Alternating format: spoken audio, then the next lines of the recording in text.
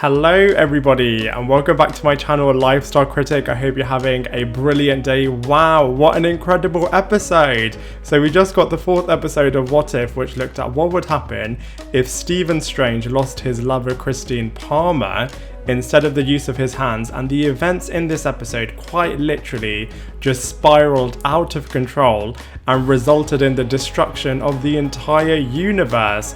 It was just so brilliant, so powerful, and so sad as well. I mean, I can't say it enough. This was just such a fantastic episode that quite literally did feel like a movie level episode. I mean, they're all bloody fantastic, but this one just really did hit so deep and felt so cinematic. Wow, I mean, Doctor Strange is just such an awesome character with what he's capable of doing, but he just really goes above and beyond in terms of jaw-dropping storytelling, and I just absolutely loved how they just really went there with this episode. As we all predicted as well, it will perfectly lead into the events in Spider-Man No Way Home, as the Stephen Strange that we see interacting with Peter Parker must be this much more darker, evil, split personality twin version of the character. Wow, this has just got me even more hyped for No Way Home and Multiverse of Madness now, as we just have to see something like this playing out on the big screen in live action. Well done, Marvel.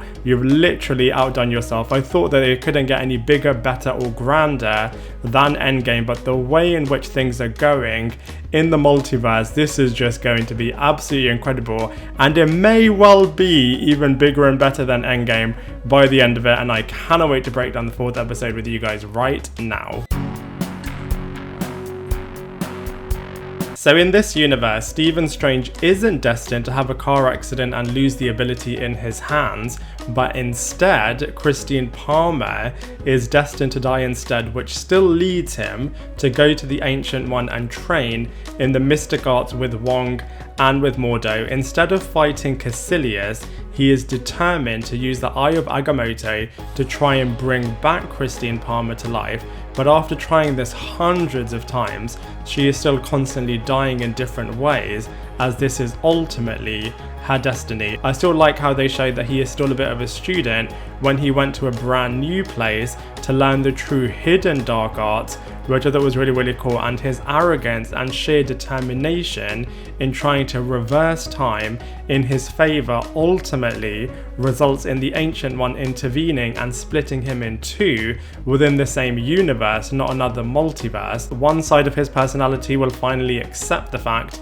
of what happened with Christine's fate and become the Doctor Strange that we all know and love, and the other one which will become totally consumed, quite literally, in wanting to bring her back. And I also felt, I don't know if you guys agree, but it also did remind me a little bit of Agatha Harkness from WandaVision in terms of wanting to suck and steal more and more and more evil magic from other creatures, to the point where he actually becomes really, really demonic and really, really greedy in just wanting to be more and more powerful to get to the point where he can ultimately bring back the Christian character. I do think it's really interesting, as all villains always have a bit of a motive in terms of why they're doing what they're doing. So you can understand why he's doing what he's doing, but unfortunately, he just goes down a very, very, very dark path in trying to achieve his goal. This then ultimately leads to the battle between the good Doctor Strange and the evil Doctor Strange, which I just have to say was just so sensational. I loved how even the capes were battling with each other, and it also just felt incredibly cinematic. I also thought it was really, really cool how at first he does try to bargain with the good Doctor Strange to try and win him over, but then goes full Jafar on him, and as he has consumed so many evil creatures inside of himself, he obviously ultimately was going to overpower the good Doctor Strange, and like I said, he does become really, really demonic. So I wonder if this is actually the way in which we get the MCU's Mephisto in this universe. As we see at the end of this episode, the evil Doctor Strange then wins and gets back Christine for a few moments, but the consequence of all of his actions means that she can't even stand the sight of him. So even though he does get what he wants at the end of this episode, she can't even bear looking at him, which I just thought was super, super heartbreaking. And then he finally comes to terms with what he's become. Due to all of his actions though, this has resulted in the literal destruction of the entire universe. So not only does he still lose Christine, but this time he loses the entire universe alongside this. I mean, I did really like the conversation that Strange was having with the Watcher and just pleading with him to try and intervene and try to change things and try to punish himself instead of destroying the entire universe, but obviously the Watcher can't get involved. And even the Watcher was having a bit of a similar conversation with him than the Ancient One was, for example, in terms of saying that his arrogance has resulted in the literal destruction of everything, so he's not able to change anything. And also the one thing that he did want to change, which was the absolute fact of Christine Palmer ultimately dying, wasn't something that he was able to change either. He also finally lands at the end, and it really does beg the question, was it really all worth it?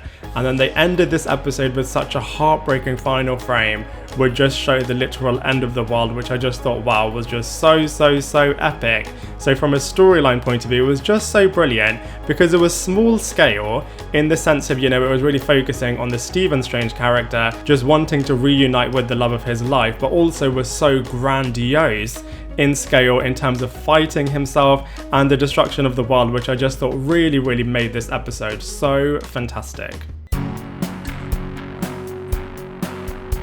So Benedict Cumberbatch was honestly just so insane in this episode. So good. You could really feel his desire to just want to bring Christine Palmer back, and he was just driven by sheer love and obsession and thinking that actually he's above everything and can achieve whatever he likes. So he was truly selfish with this. And I also really love the dual personality of the good and evil sides of this character, and you could really see the difference between his more hopeful and heroic side versus his true shadow self dark version of his character. And you can also see how he became really twisted, both in terms of his appearance and his behavior as well. And I also loved how in the final battle he was actually fighting himself, which I just thought was super brilliant, as ultimately we know that the Stephen Strange character is going to be the Sorcerer Supreme and the best sorcerer in the entire world. And so it was only right for him to fight himself, both in terms of fighting the biggest sorcerer out there,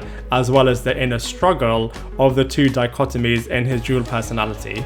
Next up we have Rachel McAdams, who was also really good, really did capture the essence of this character from the first movie. She was really sweet, really funny, really innocent, and you can instantly see why Stephen Strange was driven to insanity in terms of wanting to bring her back. Next up we have Tilda Swinton, who was really wise and brilliant as ever, and I did love the fact that she was still guiding and teaching Strange like she did in the first movie, except this time you just get to see a lot more wisdom from her, and a lot more different type of wisdom from her than what we've seen before. And I mean, it is a really great character. It's a shame that we've only really seen this character in one movie, but you know, that being said, she did definitely make her presence known in this episode, and I really love the fact that in her last moments she was splitting the character into two within the same universe, which I just thought was absolutely excellent. Next up we have Benedict Wong, who was so awesome as ever as the Wong character. I mean, he didn't do that much in this episode, but it was really nice to see him again, and I can't wait to see him being the true voice of reasoning in No Way Home as well. We didn't get to see Chiwetel Ejiofor returning as the Mordo character. I guess they didn't really need him in this episode, and it will be really cool to see what this character is going to do in the next Doctor Strange movie. So from a character's point of view, even though they were a little bit stripped back, they definitely made a massive impact in this episode. So I'm sure you can tell I absolutely love this episode. It just literally leaves you in such shock and in such sadness as well that you literally don't know what to say by the end of this episode, as it's just so good. And during the entire episode, it literally does have you on the edge of your seat throughout, which I just thought was so amazing. At some points, I really did think for a brief moment that I'm watching a live action episode / movie, as it all just looked absolutely incredible easily the best episode so far of the animated episodes for What If, and also one of the best animated episodes of TV history as well. So those are all of my thoughts on the 4th episode of What If. I'd love to hear from you. Please let me know what you think in the comment section below, and I look forward to seeing you in my next video. Bye everyone.